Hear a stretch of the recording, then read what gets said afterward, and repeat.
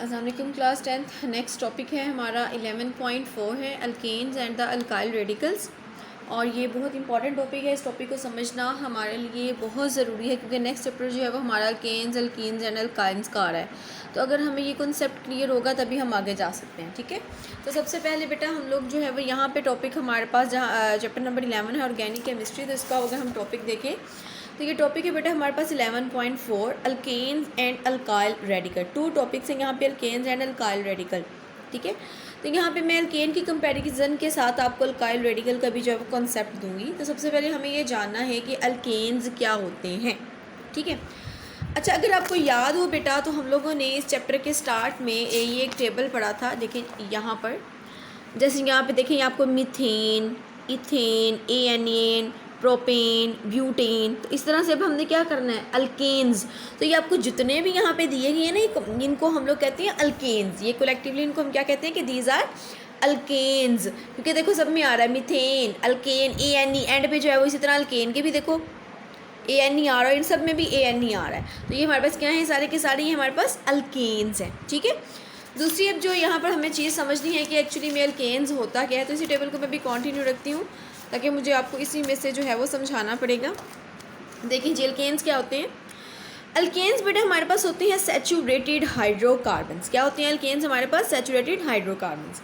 अब यहाँ पर बात आ जाती है बेटा कि सैचुरेटेड हाइड्रोकार्बन्स जो है वो क्या होते हैं। तो मैं अगर आपको बता दूँ कि यहाँ पर हमारे पास जो है जो हाइड्रोकार्बन्स होते हैं वो 2 टाइप्स के होते हैं, saturated hydrocarbons and unsaturated hydrocarbons. यहाँ पे पहले मैं सैचुरेटेड और अनसैचुरेटेड का कॉन्सेप्ट क्लियर करूँगी। हमारे पास जो हाइड्रोकार्बन्स होते हैं, अब हाइड्रोकार्बन्स नाम से ही पता चल रहा है ऐसे कंपाउंड जिसमें कार्बन और हाइड्रोजन जो है वो एसेंशियल एलिमेंट है, ये होना लाजमी है। 2 टाइप्स के होते हैं जिसमें हमारे पास एक होते हैं सैचुरेटेड और दूसरे हमारे पास होते हैं अनसैचुरेटेड हाइड्रोकार्बन्स। ठीक है, हाइड्रोकार्बन्स हमारे पास 2 टाइप्स के होते हैं, सैचुरेटेड एंड अनसैचुरेटेड हाइड्रोकार्बन्स। अगर आपको याद हो 9th की केमिस्ट्री में हमने कोवेलेंट बॉन्ड पढ़ा था, जिसमें आपने पढ़ा था कि सिंगल बॉन्ड्स होते हैं, single covalent bond, double covalent bond and the triple covalent bond, अगर आपको याद हो। ठीक है, अच्छा अब आपने एक चीज़ ये लाजमी याद रखनी है कि अब हम यहाँ पे जैसे पढ़ रहे हैं कि हाइड्रोकार्बन्स हमारे पास सैचुरेटेड और अनसैचुरेटेड होते हैं। तो जो सैचुरेटेड होते हैं उसमें कार्बन कार्बन के दरमियान में कौन सा बॉन्ड होगा? सिंगल बॉन्ड होगा, single covalent bond. Carbon carbon के दरमियान में कौन सा बॉन्ड होगा? सिंगल। और जो हमारे पास अनसैचुरेटेड होंगे, अनसैचुरेटेड में कार्बन कार्बन के दरमियान डबल बॉन्ड भी होगा और कार्बन कार्बन के दरमियान में ट्रिपल बॉन्ड भी आ सकता है। Saturated hydrocarbons are those hydrocarbons in which all the carbons are bonded with the single bonds. ठीक है, all the carbon atoms or all the atoms of the saturated hydrocarbons are covalently single bonded. ठीक है, जबकि unsaturated में हमारे पास carbon के दरमियान में डबल बॉन्ड भी हो सकता है और कार्बन के दरमियान में ट्रिपल बॉन्ड भी हो सकता है। इसको भी हमने डिस्कस नहीं करना, हमने सिर्फ अभी जो है वो सैचुरेटेड हाइड्रोकार्बन्स को डिस्कस करना है। होप सो कि आपको ये समझ में आ गया होगा। Saturated hydrocarbons are those hydrocarbons in which carbon atom are singly covalently bonded. जैसे यहाँ पे अगर आप देखो तो ये देखो ये सारे के सारे देखो कार्बन के दरमियान में सिंगल बॉन्ड्स बने, इसी तरह से ये कार्बन सिंगल बॉन्ड है, कहीं पर भी आपको डबल और ट्रिपल बॉन्ड नहीं नज़र आ रहा। तो ऐसे जो हाइड्रोकार्बन्स होते हैं, हाइड्रोकार्बन्स की जिसमें कार्बन और हाइड्रोजन हो सिर्फ, वो हाइड्रोकार्बन्स होते हैं। तो ऐसे हाइड्रोकार्बन्स जिनमें कार्बन कार्बन के दरमियान में या कार्बन हाइड्रोजन के दरमियान में सिंगल बॉन्ड होता है वो हमारे पास क्या कहलाते हैं? Saturated hydrocarbons. और जो हमारे पास सैचुरेटेड हाइड्रोकार्बन्स होते हैं उनको हम क्या बोलते हैं? उनको हम बोलते हैं जी अल्केन्स। अल्केन्स किनको बोलते हैं? Saturated hydrocarbons. वो तमाम हाइड्रोकार्बन्स जिनमें कार्बन कार्बन के दरमियान में सिंगल बॉन्ड होगा वो क्या कहलाएगा? Saturated hydrocarbons. अगर फॉर एग्जांपल मैं कह देती हूँ कि ये डबल बॉन्ड लग गया है तो ये कार्बन के साथ ऑक्सीजन का बॉन्ड है, ये हमारे पास इफेक्ट नहीं करेगा कि सैचुरेटेड अनसैचुरेटेड है। हमारे पास सैचुरेशन अनसैचुरेशन कहाँ पे आएगी? जब कार्बन कार्बन के दरमियान में डबल, सिंगल और ट्रिपल बॉन्ड्स होंगे, इससे हमें कोई इफेक्ट नहीं पड़ेगा। हम यहाँ से बताएंगे कि कार्बन कार्बन के दरमियान में सिंगल बॉन्ड है, इसीलिए ये हमारे पास क्या है? सैचुरेटेड हाइड्रोकार्बन्स है। और जो सैचुरेटेड हाइड्रोकार्बन्स होते हैं उनको हम क्या कहते हैं? अल्केन्स। एक तो ये चीज़ आपने याद रखनी है। दूसरा यहाँ पे ये बताया गया है कि why alkanes are called the paraffin, alkanes को पैराफिन्स क्यों कहा जाता है। तो बेटा पैरा का मीन्स होता है लिटल, ठीक है, पैरा मीन्स लिटल, और अफिन्स का मतलब होता है अफिनिटी, या आप इसको कह लो रिएक्टिविटी, ठीक है। Para means little, affinis means affinity और रिएक्टिविटी। मतलब अल्केन्स ऐसे सैचुरेटेड हाइड्रोकार्बन्स होते हैं जिनकी रिएक्टिविटी बहुत कम होती है। क्यों इनकी रिएक्टिविटी कम होती है? क्योंकि ये स्टेबल होते हैं, ठीक है। अब जैसे अगर मैं ये बात करूँ तो यहाँ पे देखो कार्बन कार्बन के दरमियान में अगर ये सिंगल बॉन्ड है तो ये स्टेबल बॉन्ड है, ठीक है, ये स्टेबल है, ये किसी भी चीज़ के साथ रिएक्ट नहीं करता। क्यों? क्योंकि जो सिंगल बॉन्ड होता है ये स्टेबल बॉन्ड है और इसको जल्दी ब्रेक नहीं किया जा सकता। लेकिन जैसे अगर हम डबल ट्रिपल की तरफ जाएं तो डबल बॉन्ड में एक हमारे पास जो है जी ये सिग्मा, इसको हम बोलते हैं, ये पहला हमारे पास बॉन्ड है और ये हमारे पास दूसरा बॉन्ड है। तो जिसका जो दूसरा बॉन्ड होता है वो वीक होता है, वो इजीली ब्रेक हो जाता है, इसीलिए ये रिएक्टिव होते हैं। जबकि इसमें देखो एक स्ट्रॉन्ग बॉन्ड है, जो सिंगल बॉन्ड है वो स्ट्रॉन्ग बॉन्ड है, बाकी जो दो डबल बॉन्ड्स हैं वो दोनों ब्रेक कर जाएंगे because they are weak bond. तो अल्केन्स जो होते हैं वो लेस अफिन्स होते हैं, मतलब पैराफिन्स होते हैं, उनकी लिटिल अफिनिटी होती है। क्यों? क्योंकि जो कार्बन कार्बन के दरमियान में सिंगल बॉन्ड होता है वो मोर स्टेबल बॉन्ड होता है as compare to double and triple bond. ये स्ट्रॉन्ग बॉन्ड होता है, इसीलिए ना तो ये जल्दी किसी के साथ रिएक्ट करते हैं और ना ही अपना बॉन्ड जल्दी ब्रेक करते हैं। तो जब ये ना अपना बॉन्ड जल्दी ब्रेक करेंगे ना रिएक्ट करेंगे, इसलिए इसको बोलते हैं पैरा अफिन्स, मतलब लिटिल अफिनिटी, लिटिल रिएक्टिविटी, बहुत कम रिएक्टिविटी को ये शो करते हैं, ठीक है। अच्छा जी, अब ये तो हो गया हमारे पास, हमें अल्केन्स में सैचुरेटेड हाइड्रोकार्बन्स का भी पता चल गया कि जिसमें कार्बन कार्बन के दरमियान में जिस सिंगल बॉन्ड होगा वो हमारे पास सैचुरेटेड हाइड्रोकार्बन्स हैं और सैचुरेटेड हाइड्रोकार्बन्स को अल्केन्स बोला जाता है। दूसरा हमें ये पैराफिन्स है, लिटिल अफिनिटी है। क्यों? क्योंकि इनके दरमियान में कार्बन कार्बन के दरमियान में सिंगल बॉन्ड है और सिंगल बॉन्ड होने की वजह से ये मोर स्टेबल है और लेस जो है वो अफिनिटी को शो करता है, ठीक है। अब तीसरा बेटा अल्केन्स का आपने जनरल फार्मूला याद रखना है, बहुत इंपॉर्टेंट है। इसका फार्मूला हमारे पास दिया गया है CN, ये मैंने C कैपिटल लिखा, N स्मॉल, फिर उसके बाद H, क्योंकि हाइड्रोकार्बन है तो कार्बन हाइड्रोजन ही होगा, 2N + 2। अब यहाँ पे हमारे पास बात आ जाती है कि N हमारे पास क्या है। N बेटा हमारे पास है नंबर ऑफ कार्बन्स, ठीक है, N हमारे पास क्या है? Number of carbons. अब फॉर एग्जांपल बेटा मुझे जो है जी कंपाउंड दे दिया गया है, जैसे मैं आपसे कहती हूँ कि बेटा मुझे प्रोपेन का फार्मूला लिख कर दें, ठीक है, मुझे किसका फार्मूला लिख कर दें? प्रोपेन का मोलिकुलर फार्मूला लिख कर दें, स्ट्रक्चर फार्मूला लिख कर दें। अब आपने यहाँ पर ये इस टेबल में प्रोपेन याद किया था और मैंने आपको बताया भी था कि जो हमारे पास एक कार्बन वाला कंपाउंड होता है उसको हम मीथेन बोलते हैं, 2 कार्बन वाले कंपाउंड को हम मीथेन बोलते हैं, 3 कार्बन वाले कंपाउंड को हम प्रोपेन बोलते हैं, 4 कार्बन वाले कंपाउंड को हम ब्यूटेन बोलते हैं, 5 कार्बन वाले कंपाउंड को हम पेंटेन बोलते हैं, 6 कार्बन वाले कंपाउंड को हम हेक्सेन बोलते हैं, 7 वाले को हम हेप्टेन बोलते हैं, 8 वाले को हम ऑक्टेन और 9 वाले को नोनेन और 10 वाले को हम डिकेन बोलते हैं, ठीक है। तो अब मैं आपसे कहती हूँ कि बेटा जी मुझे प्रोपेन का आप लोग लिख कर दो फार्मूला। अभी यहाँ पे आपको ये पता चला क्योंकि प्रोपेन है, एंड पे एन आया हुआ, इसका मतलब क्या हुआ कि ये अल्केन है, ठीक है। इससे हमें अल्केन से हमें क्या पता चला कि इसमें कार्बन कार्बन के दरमियान में सिंगल बॉन्ड होगा, ठीक है। अब हमें ये पता है कि जो प्रोपेन होता है उसमें नंबर ऑफ़ कार्बन्स कितने होते हैं? 3। ये तो आपको पता चल गया कि प्रोपेन में नंबर ऑफ़ कार्बन 3 होते हैं, लेकिन इसके साथ हाइड्रोजन्स कितने आएंगे? तो ये हमारे लिए रट्टा लगाना मुश्किल है। तो हम इजीली फार्मूला से, क्योंकि ये प्रोपेन है, अल्केन है, तो हमें अल्केन का जनरल फार्मूला बता दिया गया है CnH2n + 2। तो आपने सिंपली क्या करना है? N is the number of carbon atom. तो देखो प्रोपेन कितने नंबर ऑफ़ कार्बन एटम्स वाला होता है? 3। तो मैंने यहाँ पे पुट कर दिया जी 3। उसके बाद ये मैंने hydrogen 2 number of carbon, N जो है वो आपके पास 3 दिया गया है, प्लस आपने इसमें क्या कर देना है? 2। तो ये मेरे पास क्या बन जाएगी? C3H, 2 3s are 6 + 2। तो ये आपके पास आ जाएगा जी C3H8। तो ये मैंने प्रोपेन का मॉलिक्यूलर फार्मूला जो है वो फाइंड कर लिया। और इसी तरह देखो यहाँ पे हमें प्रोपेन का फार्मूला C3H8। तो इसको रट्टा लगाने की बजाय हम इसका जनरल फार्मूला जो है वो चेक कर सकते हैं। जैसे अब मुझे हेक्सेन का जो है वो जनरल फार्मूला लगाना है, लेकिन मुझे हेक्सेन का ये पता है कि इसमें नंबर ऑफ़ कार्बन जो होते हैं वो 6 होते हैं, लेकिन ये नहीं पता कि इसमें हाइड्रोजन कितने आएंगे। तो एंड पे एन आया, इट मीन्स कि ये अल्केन है, कार्बन कार्बन सिंगल कंपाउंड है। तो आपने क्या करना है? वही फार्मूला लगाना है CnH2n + 2। तो यहाँ पे कार्बन नंबर्स मेरे पास कितने हैं 6, हाइड्रोजन 2, नंबर ऑफ कार्बन 6 + 2, तो C6H2 2 6 12, 12 में आप 2 प्लस करोगे तो 14। तो आप यहाँ पे भी देख सकते हो हेक्सेन का फार्मूला C6H14 है, ठीक है। तो इसी तरह ये जनरल फार्मूला हमारे लिए बहुत हेल्पफुल होते हैं, बजाय हम रटा लगाने के हम इन जनरल फार्मूलाज को यूज़ करते हैं। आपसे ये पूछा भी जाएगा what is the general formula of the alkane, so आपको पता होना चाहिए कि हमारे पास अल्केन का जनरल फार्मूला जो है जी वो क्या होता है, ठीक है, CnH2n+2।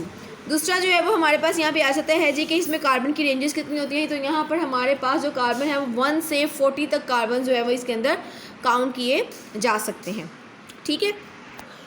अच्छा जी, अब यहाँ पे इस टॉपिक पे आ जाते हैं। तो जो alkanes and alkyl radical formation दिया गया, तो हमने जो भी आज डिस्कस करना है वो सिर्फ हमने अल्केन्स करना है।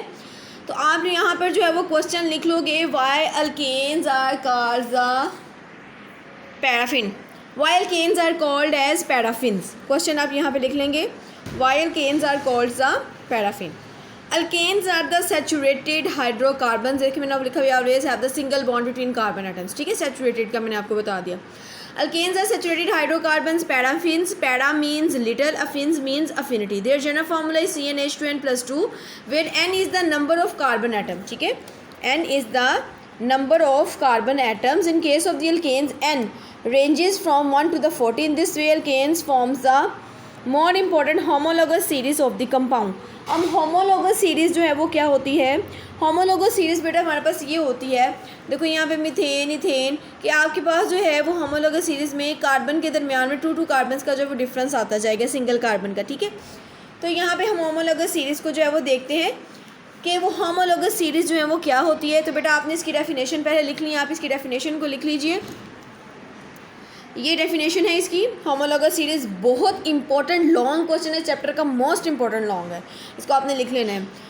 अच्छा जी लिखिए ज़रा, homologous series is a series of compounds. मैं बोलती हूँ, अगर आपको यहाँ पे समझ नहीं आए तो आप मेरे बोलने से जो है वो लिख लिए। A homologous series is a series of the compounds with same functional group and similar chemical properties. Homologous series is a series of compounds with same functional group and similar chemical properties in which each successive member differ by a CH2 group. In which each successive member differ by CH2 group.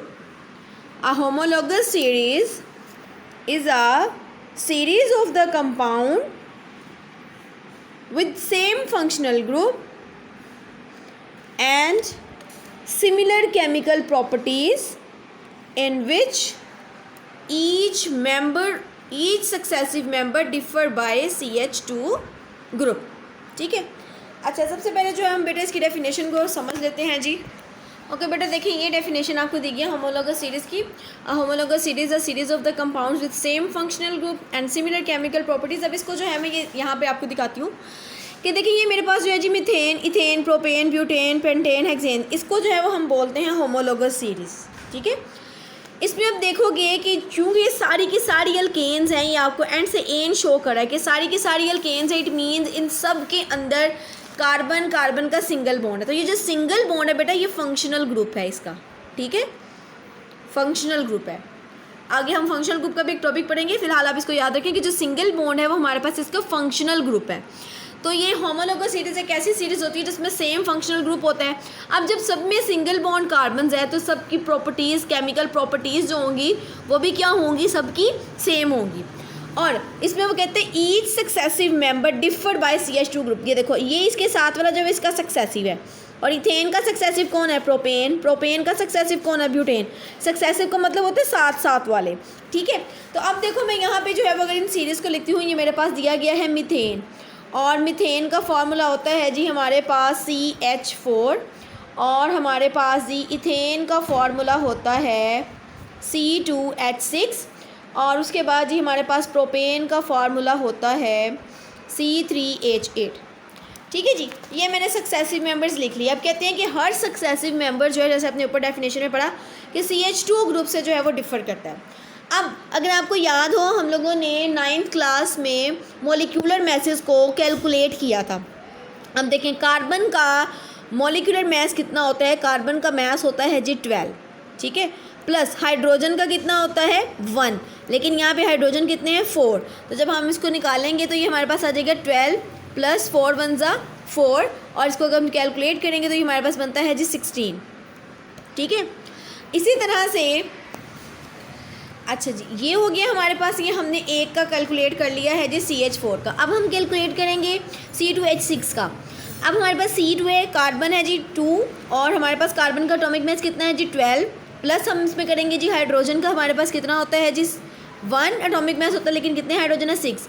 तो 12 2 से 24 plus 6, ये हमारे पास आ जाएगा 30, ठीक है। ये मैंने इसका एटॉमिक मास वेट किया, ये मैंने इसका। अब कहते हैं कि हर सक्सेसिव मेंबर में किसका डिफरेंस होता है। हर सक्सेसिव मेंबर में CH2 ग्रुप का डिफरेंस होता है। पहले हम जो है वो CH2 का मास कैलकुलेट करते हैं जी। CH2 का मास कितना होता है। कार्बन का हमारे पास होता है 12 प्लस हाइड्रोजन का जो है जी 2 है 1, तो ये हमारे पास आ जाएगा 12 प्लस 2, तो ये हमारे पास आ जाएगा बेटा जी 14, ठीक है। तो ये हमारे पास आ गया कितना 14। अब देखो कि हमने क्या करना है, इस 30 में से इस 16 को माइनस कर देना है। मतलब पहले ग्रुप में क्या जो एटॉमिक मास आया है उसको हमने दूसरे ग्रुप के मास से माइनस कर देना। तो हमारे पास आंसर क्या आएगा, हम यहाँ पे कैरी ले लेंगे। 10 में से 6 किया तो 4, 2 में से 1 किया तो 1। अब देखो हमारे पास कितना मास आ गया 14। तो 14 किसका मॉलिक्यूलर मास हमने कैलकुलेट किया, हमने CH2 ग्रुप का फाइंड किया। तो हर सक्सेसिव मेंबर में कितना डिफरेंस आता है, each successive members differ by CH2 group. तो ये हमारे पास CH2 ग्रुप का डिफरेंस आ रहा है।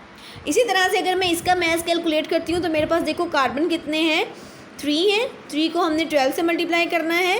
हाइड्रोजन हमारे पास 8 है, इसको 1 से मल्टीप्लाई करना है क्योंकि उसका एटॉमिक मास 1 होता है। तो 12 को जब हम 3 से मल्टीप्लाई करेंगे तो आई थिंक 3 2 6 एंड 3 1 3, 36 आ जाएगा प्लस 8। अब इन दोनों को प्लस करें तो 6 और 8 हमारे पास कितना होता है जी 8 और 2 और 14 होता है, ठीक है। 1 इधर आ गया तो ये 44 आई थिंक सो बन रहा है, ठीक है। 8 और 2 और हाँ जी 4, ठीक 14 हो गया और ये 4 हो गया। अब देखो आपने क्या करना है, ऊपर वाले से जैसे ऊपर वाला है ना 30, उसको इसमें से माइनस कर दो तो हमारे पास क्या आ जाएगा 4 और ये हमारे पास क्या आ गया 1। तो हर सक्सेसिव मेंबर में देखो इन दोनों के दरमियान भी 14 का डिफरेंस है। तो 14 किसका एटॉमिक मास है CH2 का। तो हर सक्सेसिव मेंबर के अंदर CH2 का डिफरेंस आता है और इनके सबके फंक्शनल ग्रुप सेम होते हैं। जैसे इनका जो है वो सिंगल है, इनकी केमिकल प्रॉपर्टीज़ जो है वो सेम होती हैं, तो इसको हम बोलते हैं होमोलोगस सीरीज़। यहाँ पे आपको ये डेफिनेशन समझने में आसानी हो जाएगी। A homologous series is a series of compound. ये जो एक सीरीज़ है, ठीक है, इसको बोलते हैं series. Methane, ethane, propane, butane कि एक सीक्वेंस के साथ एक सीरीज़ जो है वो चल रही है। Is the series of the compounds with the same functional group. सबके functional group same and similar chemical properties, क्योंकि उनके सिंगल बॉन्ड है तो केमिकल प्रॉपर्टीज भी सिमिलर होंगी। इन विच ईच सक्सेसिव मेंबर, हर साथ साथ वाला member differ by the CH2 group. CH2 group से जो है वो डिफर कर रहा है, ठीक है। ये डेफिनेशन होगी। अब हम चलते हैं जी होमोलोगस सीरीज़ की डेफिनेशन। यहाँ पे सबसे पहले आपने डेफिनेशन लिखनी है, उसके बाद ये है जी organic compounds are divided into the groups of the compounds having the similar chemical properties. Each group is known as the homologous series. Homologous series का मतलब होता है सेम सीरीज चल रही है। Of the same homologous series have the following properties. सबसे पहले आप फॉर्मूला दोगे जनरल फार्मूला, ठीक है, general formula. All member of the series can be represented by, जिस तरह आपने यहाँ पे अल्केन्स पढ़ा तो आपने हाइड्रोकार्बन्स की भी 3 टाइप्स पढ़नी है बेटा, अल्केन्स, फिर आपने पढ़नी है अल्कीन्स एंड देन आपने पढ़नी है अल्काइंस, ठीक है। अल्केन्स में कार्बन कार्बन के दरमियान में सिंगल बॉन्ड होता है, अल्कीन्स में कार्बन कार्बन के दरमियान में डबल बॉन्ड होता है, और जो हमारे पास अल्काइंस होती हैं उसमें कार्बन कार्बन के दरमियान में ट्रिपल बॉन्ड होता है। अल्केन्स में कार्बन कार्बन के दरमियान में सिंगल बॉन्ड, अल्कीन्स में कार्बन कार्बन के दरमियान में डबल बॉन्ड, अल्काइंस में कार्बन कार्बन के दरमियान में ट्रिपल बॉन्ड। इनके आपने जनरल फार्मूला पढ़ चुके हो। अल्केन्स का जनरल फार्मूला पढ़ चुके हो CnH2n+2, ठीक है। अल्कीन्स का आपने जनरल फार्मूला क्या पढ़ना है, जैसे मैंने आपको अल्केन्स का बताया सेम इसी तरह से होगा, लेकिन वो होगा हमारे पास CnH2n। इसमें कुछ भी ऐड या माइनस नहीं करना। लेकिन जो हमारे पास अल्काइंस होगा ट्रिपल बॉन्ड, इसमें आपने क्या करना है CnH2n-2, ये इसका जनरल फार्मूला होगा। इसको हम नेक्स्ट चैप्टर में पढ़ेंगे, लेकिन इस चैप्टर में तो आपने ये किया है। यहाँ पर आप सिर्फ इनके जनरल फार्मूलाज को लर्न करेंगे, अल्केन्स अल्कीन अल्काइंस के फार्मूलाज को, ठीक है। All member of the series can be represented by the general formula for example general formula of the alkanes, यहाँ पे देखिए अल्केन्स दो दफ़ा लिखा है, यहाँ पे अल्केन्स और यहाँ पे आप अल्कीन कर लें, ठीक है। इसको ए को काट के ई कर लें यहाँ पे। Alkenes and the alkynes are CnH2n+2। पहले आपको अल्केन का बता रहा है, फिर आपको जी अल्कीन का बताएगा CnH2n, एंड देन जो है वो आपको अल्काइन का बता रहा है CnH2n-2 रिस्पेक्टिवली, बिल तरतीब। उसके बाद आप लिखोगे methylene group, methylene CH2 group, सिर्फ इतना लिखोगे, ये नहीं आपने लिखा ट्रिपल बॉन्ड, ये नहीं लिखेंगे। मिथाइलिन CH2 ग्रुप, यहाँ पे आप हेडिंग देंगे। Successive member of the series differed by 1 unit of CH2 and 14 their relative molecular mass. ये मैं आपको पॉइंट समझा चुकी हूँ यहाँ पर, ठीक है। उसके बाद जो थर्ड पॉइंट है हमारे पास chemical properties, they have similar chemical properties because they contain the same functional group, ये भी मैंने आपको बताया है। Physical properties, there is a regular change in their physical properties, the melting and the boiling point increases gradually with increase of molecular mass. जैसे जैसे molecular mass इनका जो बढ़ता जाएगा, जैसे जैसे नंबर ऑफ कार्बन एटम्स बढ़ेंगे तो मॉलिक्यूलर मास भी बढ़ता जाएगा, और जैसे जैसे मॉलिक्यूलर मास बढ़ेगा तो इनका मेल्टिंग एंड बॉइलिंग पॉइंट भी क्या होता जाएगा, बढ़ता चला जाएगा। उसके बाद है जी फोर्थ हमारे पास पॉइंट, फिफ्थ पॉइंट है, they can be prepared by the similar general method. इनको सिंपल से मेथड से जो है वो प्रिपेयर किया जाता है। उसके बाद आप लिखेंगे hydrocarbon are regarded as a parent organic compound. Parent organic compound क्या, कि हाइड्रोकार्बन्स वो जैसे हर किसी का जो वो पेरेंट होता है, लाइक हमारे फादर एंड मदर, और उनसे जो है वो आगे हम लोग जो है वो आए हैं, तो इसी तरह से हाइड्रोकार्बन से जो है वो ऑर्गेनिक कंपाउंड्स आए हैं। Are regarded as the parent organic compounds are considered be derive from them by substituting one और more hydrogen atoms of the hydrocarbons by one or the more reactive atom or groups of the atoms। तो आपने जो है वो यहाँ से यहाँ तक इसको कंप्लीट करना और इसको समझना है। नेक्स्ट मेरा ये टॉपिक जो था मेरे ख्याल में था कि मैं आपको ये समझा दूँगी, बट पहले आप इसको क्लियर करेंगे फिर मैं नेक्स्ट चलूँगी।